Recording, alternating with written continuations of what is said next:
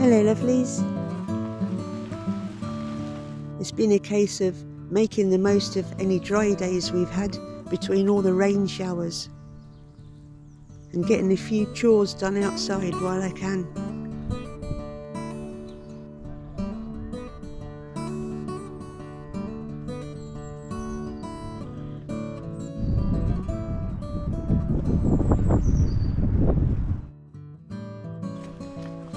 But we've still managed to get out, come rain or shine, for our woodland wanders.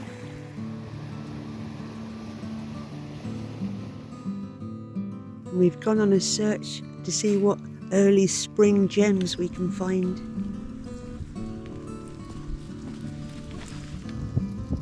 There's still a few crab apples down there. That's a nice little cluster.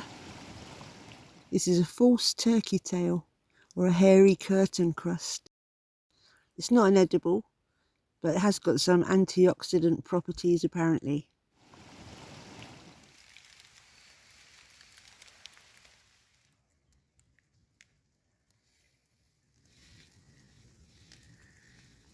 This is what they call witch's butter, and it is an edible, quite often put in soups and used for medicinal purposes.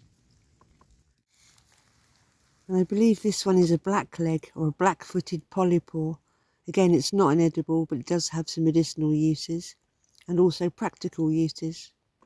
You can use it as a razor strop, and I'm not sure how, but apparently cabinet makers use them to make specialist hinges of some sort.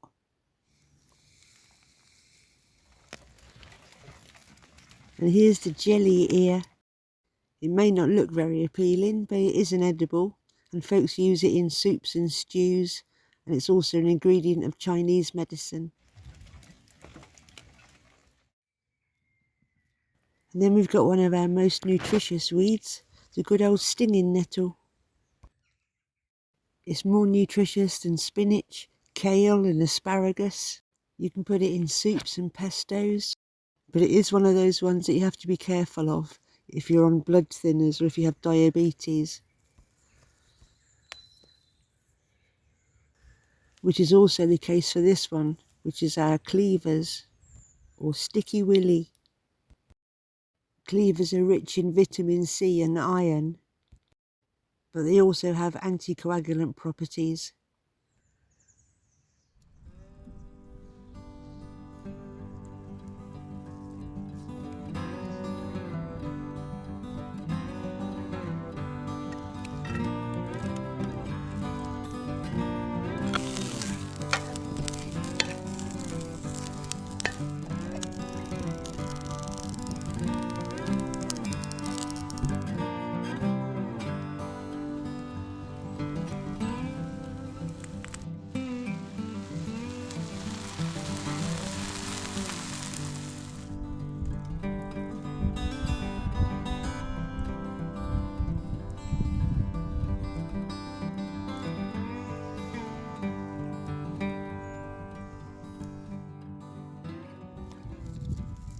Here's another great one for the salad, chickweed.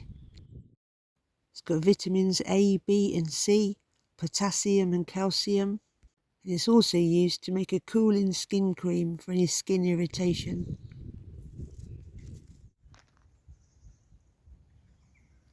Lamb's tails, or hazel catkins.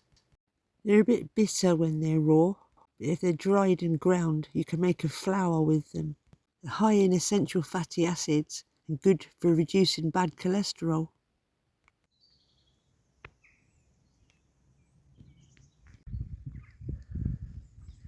And these are the soft leaves of the red dead nettle. You can make soothing salves with this one too, and the young leaves can be cooked or used for a tea.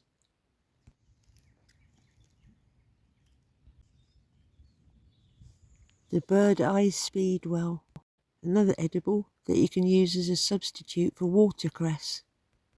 Medicinally, you can make a soothing skin cream with it, and it's also been used to treat stomach ailments in horses and dogs. And here's a leaf of the dove's foot cranesbill. This can be eaten like leafy greens. And medicinally, it's been used for a variety of things, from eye washes to mouthwash and gargles. And that early sign of spring, the lovely primrose. The flowers and leaves can be eaten. The leaves are quite spicy. The flowers are often used in syrups or put in salads. It's also been used to treat wounds and as a skin soother.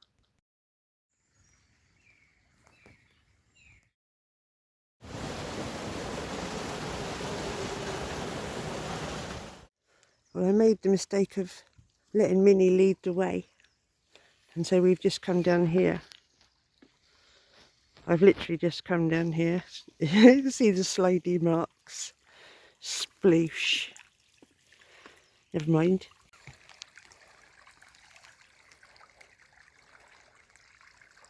This is the footpath. It's a stream.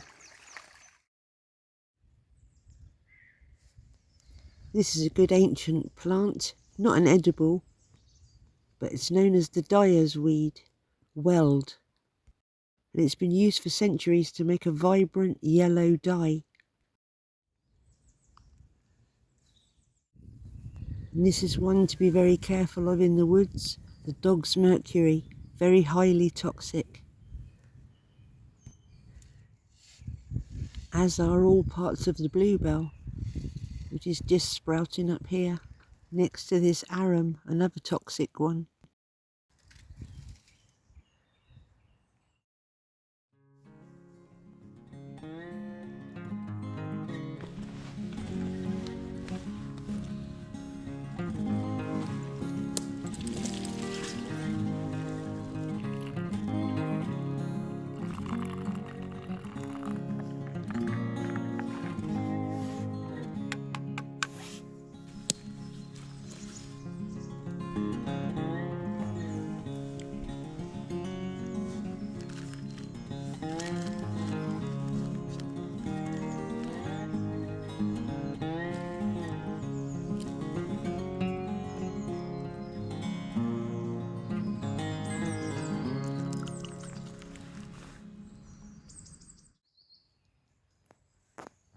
Got a nice birch polypore here, razor strop, and some King Alfred's cakes, or coal fungus. Good for your fire.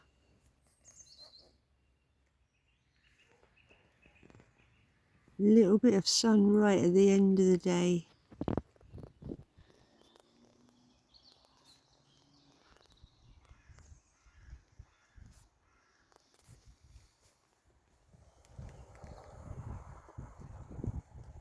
Time to be trotting back to the wagon.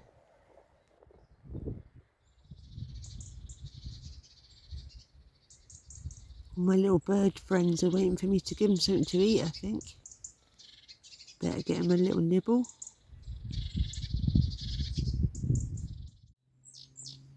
Well, it was very nice to have a dry day for a change. Soon be time to retire indoors. So thanks for joining me, and thanks for watching. And I hope to see you next time. Good night.